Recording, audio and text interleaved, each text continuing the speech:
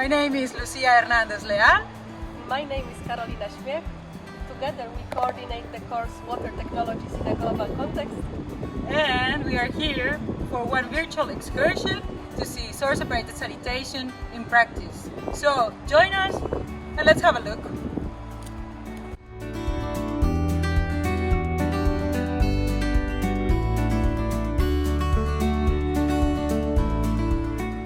Yes, Desah already exists for 15 years, and we're working on decentralized wastewater treatment, and specifically we work on source-separated sanitation.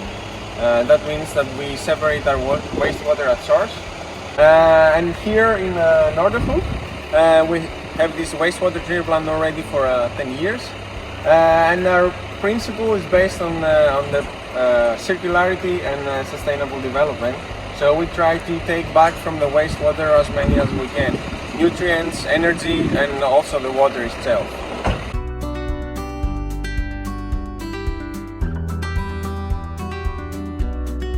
Alright, now we are upstairs close to the treatment installation.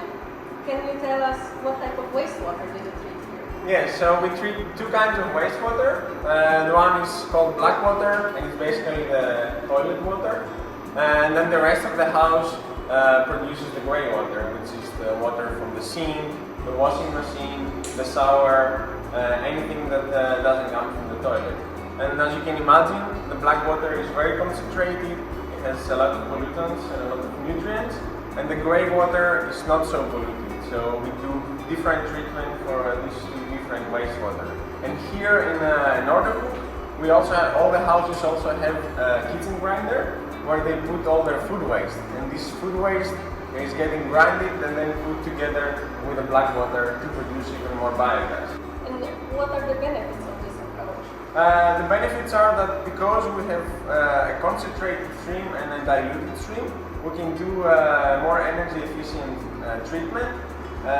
So the black water can be treated anaerobically, which you cannot do with normal wastewater. And then the grey water is getting aerated, but you need less energy to aerate. Also, the black water is so concentrated that we can recover nutrients easily. And to concentrate it even more, we don't use conventional toilets, but we use vacuum toilets, like in the airplanes. Our USB reactor, USB stands for Upflow Anaerobic Slants Blanket Digester. And this is the first step of our black water treatment system. So as I mentioned before, the black water is collected through a vacuum sealer, then it's getting pumped into the digester. The black water enters from the bottom of the digester, then it goes all the way up to the top. In the digester, we break up the organics and then we make biogas, which is mostly made of methane and CO2. And this biogas is the way that we recover the energy from the wastewater. The next step of the black water treatment is this reactor here. This is a type of an Anamox reactor. Specifically it's called Holland and basically we put our black water from that side.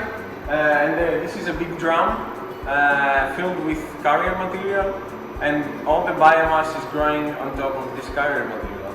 And then this drum is slowly turning, and we give just enough oxygen that a little bit of nitrogen it gets oxidized, but the rest of it gets converted into nitrogen gas by Anamox material. In that way we don't need to put any pumps for aeration, and we save a lot of energy to remove our nitrogen. And then the last step of the black water treatment is this reactor here. This is a Struvite reactor. The effluent of the Holland is going right in here. This is an old kind of reactor. Now we developed a new one. But basically they work in the same principle. So we put our black water and we add a little bit of magnesium chloride. And then we stir it, and at the end the magnesium is get connected with the ammonium and the phosphorus, and we produce struvite pellets, which is a slow releasing fertilizer. And that's basically the black water treatment scheme. In this installation the effluent of the black water is getting mixed with the grey water because we still have a relatively high COP level, about a gram per liter, so we need further treatment before we discharge it.